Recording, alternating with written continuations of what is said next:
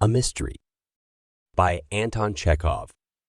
On the evening of Easter Sunday, the actual civil counselor, Navagin, on his return from paying calls, picked up the sheet of paper on which visitors had inscribed their names in the hall and went with it into his study. After taking off his outer garments and drinking some seltzer water, he settled himself comfortably on a couch and began reading the signatures in the list. When his eyes reached the middle of the long list of signatures, he started, gave an ejaculation of astonishment, and snapped his fingers while his face expressed the utmost perplexity.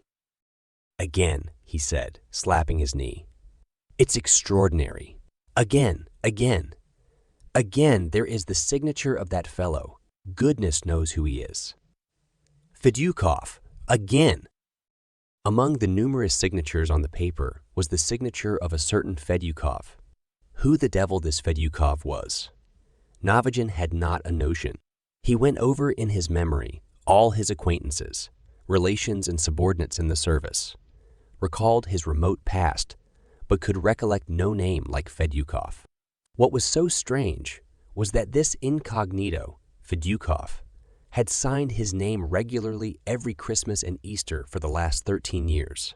Neither Navagin, his wife, nor his house porter knew who he was, where he came from, or what he was like. "It's extraordinary," Navagin thought in perplexity as he paced about the study. "It's strange and incomprehensible. It's like sorcery." "Call the porter here," he shouted. "It's devilish queer, but I will find out who he is. I say, Grigory," he said, addressing the porter as he entered, "that Fedyukov has signed his name again. Did you see him?" "No, Your Excellency." "Upon my word, but he has signed his name, so he must have been in the hall." "No, he hasn't, Your Excellency." "How could he have signed his name without being there?" "I can't tell." "Who is to tell then? You sit gaping there in the hall. Try and remember. Perhaps someone you didn't know came in." "No, Your Excellency. There has been no one I didn't know. Our clerks have been. The Baroness came to see Her Excellency. The priests have been with the cross. And there has been no one else." "Why? He was invisible when he signed his name then, was he?" "I can't say. But there has been no Fedyukov here. That I will swear before the holy image." "It's queer. It's incomprehensible. It's extraordinary," mused Navagin. "It's positively ludicrous. A man has been signing his name here for 13 years, and you can't find out who he is. Perhaps it's a joke. Perhaps it's a joke. Perhaps some clerk writes that name as well as his own for fun." And Navagin began examining Fedyukov's signature. The bold, florid signature in the old-fashioned style with twirls and flourishes was utterly unlike the handwriting of the other signatures.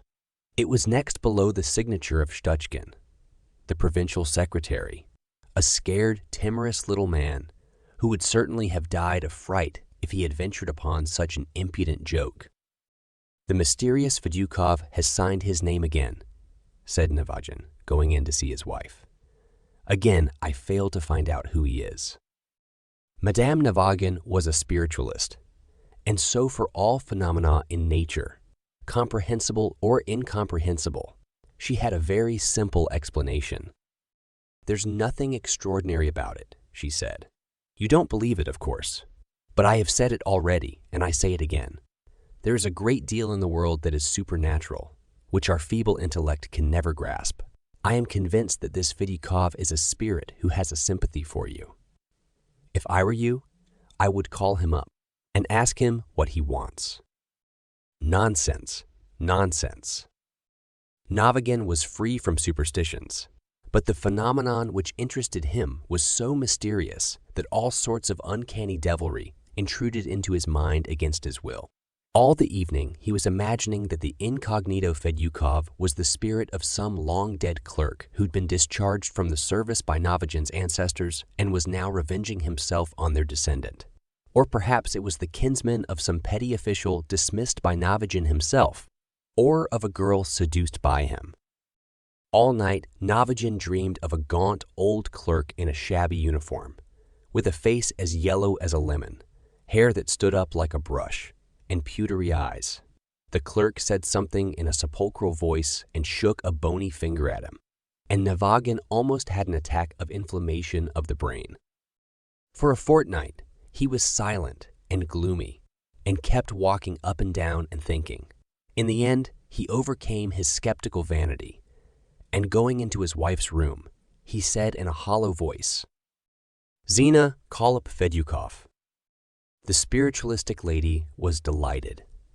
She sent for a sheet of cardboard and a saucer, made her husband sit down beside her, and began upon the magic rites. Fedyukov did not keep them waiting long. "What do you want?" asked Navagin. "Repent," answered the saucer. "What were you on earth?" "A sinner." "There, you see," whispered his wife, "and you did not believe."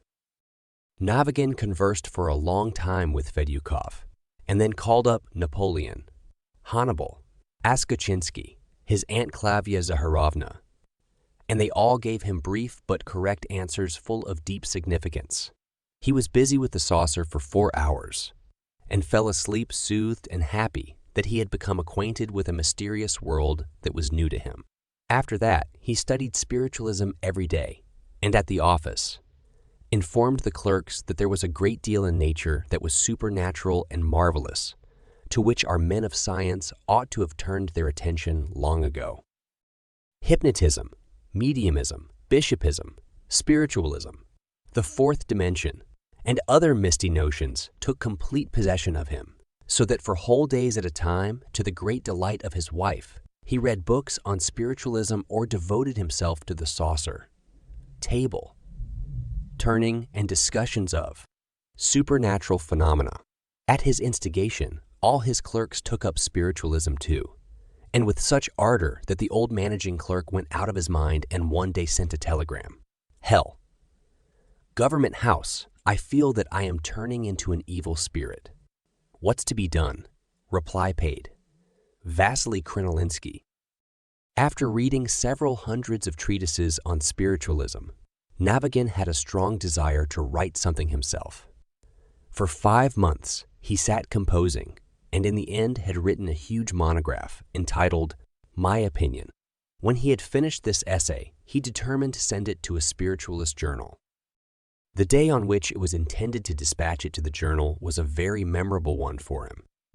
Navagin remembers that on that never to be forgotten day, the secretary who had made a fair copy of his article and the sacristan of the parish who had been sent for on business were in his study. Navagin's face was beaming.